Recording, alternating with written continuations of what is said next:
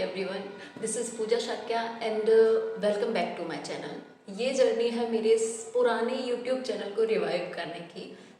आज हम बात करेंगे कलर पेंसिल्स के बारे में एंड इसके साथ साथ हम बनाएंगे ये क्यूट लिटिल बो। ये प्रोसेस मैं शेयर करूँगी आपके साथ में कि मैंने किस तरीके से इसको बनाया है एंड किस तरीके से आप रियलिस्टिक कलर पेंसिल्स ड्राइंग कर सकते हैं। ये सारा चीज़ें मैं इस वीडियो में सिखाने वाली हूँ। यहाँ पे मैंने आधा वो कंप्लीट कर लिया है ऑलरेडी एंड मैं यहाँ पे सेम प्रोसेस शेयर करूँगी जो मैंने बाकी के बो में यूज़ किए हैं। तो एक पार्ट आपको करके दिखाऊंगी सो दैट आपको आइडिया हो जाए। यहाँ पे मैंने 2 कलर्स यूज़ किए हैं रेड के। One is crimson and second is sanguine. Sanguine colour इसमें बहुत ही रेयर यूज़ किया है मैंने for the light shade only. And complete जो प्रोसेस है वो कंप्लीट मैंने क्रिम्सन से बनाई हुई है। एंड थोड़ा सा शेड मैंने पिंक का भी दिया है, तो हल्का सा मैंने पिंक भी यूज़ किया है।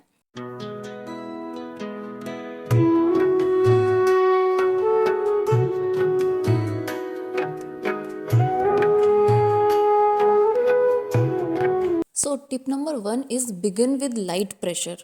जितना ज़्यादा आप पहली जो लेयर होगी उसमें लाइट लेयर ऐड करेंगे उतना ज़्यादा आपके लिए अच्छा होगा, सो दैट आप बाद में अपने जो कलर्स हैं वो अच्छे से मिक्स कर पाएँ पेपर को बिना डैमेज किए। This is very important to understand.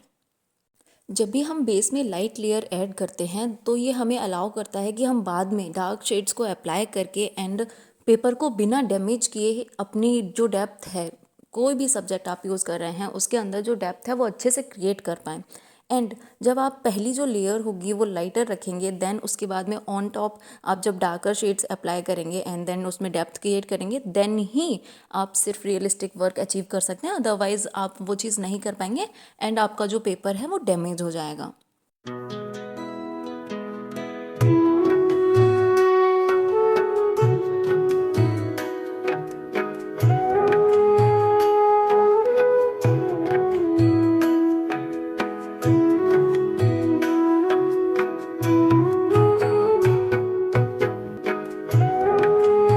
Tip number 2 is layering and building depth.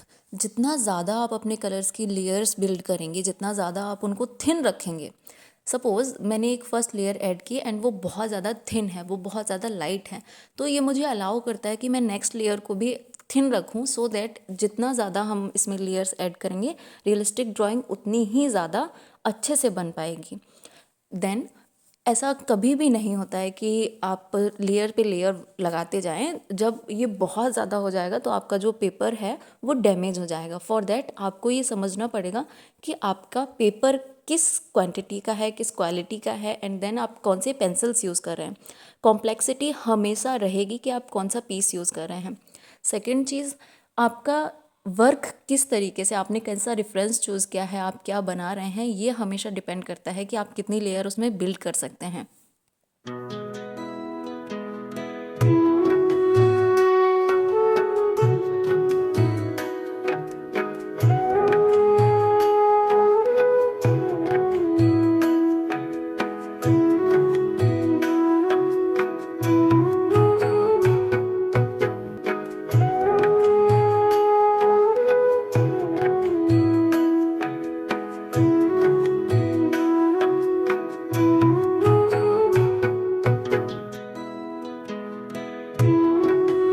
Tip number 3 is understand basics. Colours को समझने से पहले आपको बेसिक्स समझने पड़ेंगे, आपको वैल्यूज़ समझने पड़ेगी कि लाइट एंड शेडो किस तरीके से वर्क करता है, वैल्यूज़ किस तरीके से वर्क करती हैं, सो दैट आप अपने वर्क में शेडो एंड डेप्थ भी क्रिएट कर सकें। जिस तरह से मैं लेयर बाय लेयर करके अपने वर्क को में डेप्थ ऐड कर रही हूँ, सेम तरीके से आप भी सेम पैटर्न को यूज़ करके अपने वर्क में शेडोज़ एंड डेप्थ क्रिएट कर सकते हैं। इसका प्रोसेस इस तरीके से होता है कि अगर आपको वैल्यूज़ की अंडरस्टैंडिंग होगी, अगर आपको पता होगा कि यस लाइट किधर से आ रही है एंड शेडो किधर साइड में बनेगी, तो एक फैब्रिक का वर्क करना बहुत ही ईजी हो जाता है। तो स्टार्टिंग में आप ये कर सकते हैं कि अगर आप रियलिस्टिक वर्क में थोड़ा सा भी वीक हैं तो आप कोशिश कीजिए कि आप सिंपल ऑब्जेक्ट को ट्राई करें बनाने का एंड देन सिंपल से सिंपल चीज़ों को ही ड्रॉ करें, सो दैट आपके लिए जो प्रोसेस है वो सिंप्लीफाई हो जाए एंड ईजी हो जाए।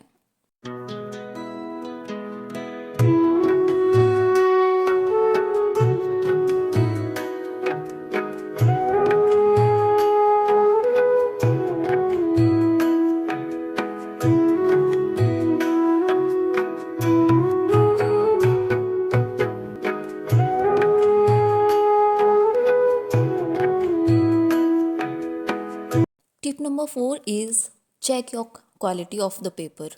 ये मेरी फेवरेट टिप है बिकॉज जिस पेपर पे आप वर्क करते हो, जिस पेंसिल से आप वर्क करते हो, आपको उसकी क्वालिटी चेक करना बहुत ही ज़्यादा इम्पॉर्टेंट है, सो दैट आप ये समझ पाओ कि आपके जो पेपर है उसका नेचर कैसा है एंड आपकी जो पेंसिल्स हैं उनका नेचर कैसा है।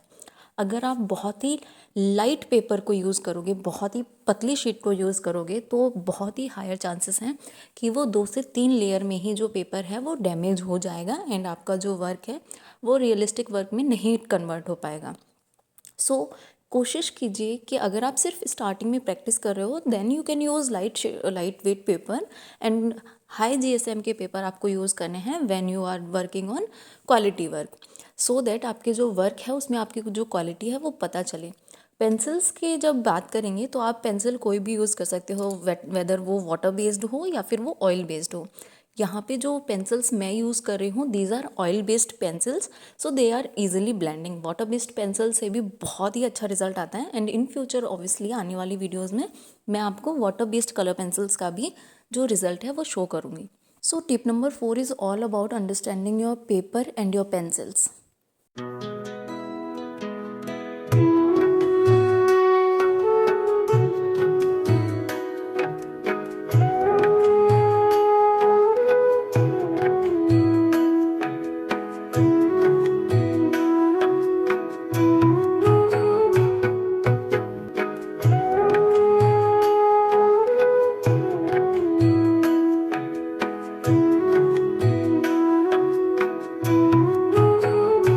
Tip number 5 is pay attention to light and shadow. जब आप लाइट एंड शेडो पे वर्क करते हैं, जब आप उन पे फोकस करते हैं एंड हाइलाइट्स पे ध्यान देते हैं, तभी आप जो अपना वर्क है वो रियलिस्टिक वे में ले जा सकते हैं एंड उसको 3 डायमेंशनल इफेक्ट जो है वो दे सकते हैं। एंड ये जो रिज़ल्ट है इसको अचीव करने के लिए आपको लेयर्स ऑफ कलर्स अप्लाई करने पड़ेंगे, सो दैट आपका जो वर्क है उस पर हाईलाइट्स भी नज़र आए एंड देन आपके जो वर्क में डेप्थ है वो भी क्रिएट हो जाए। आप डार्क शेड्स यूज़ कर सकते हैं सो दैट आप जहाँ पे डार्कनेस दिखाना चाहें वहाँ पे आप डार्क से यूज़ कर सकते हैं। राइट नाउ मैंने अपने वर्क में सिर्फ और सिर्फ क्रिम्सन यूज़ किया है because I am able to hold my colour कि मैं उसको लाइट से लेके डार्क तक के शेड में ले जा सकती हूँ। आपको यहीं पे अगर लगता है कि आप एक कलर से वर्क नहीं कर पाएंगे देन आप अपने जो कलर्स का वेरिएशन रहेगा उसको आप यूज़ कर सकते हैं।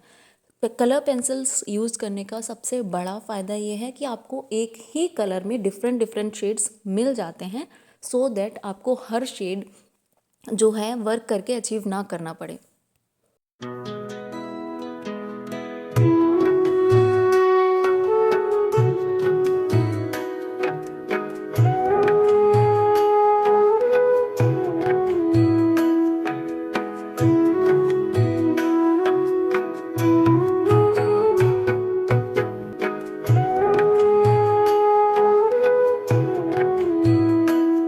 Bonus tip is practice and observation. जितनी ज़्यादा आप प्रैक्टिस करेंगे उतना ही ज़्यादा जो आपका वर्क है वो इम्प्रूव होगा, उतना ही ज़्यादा आप इसमें माहिर होते जाएंगे।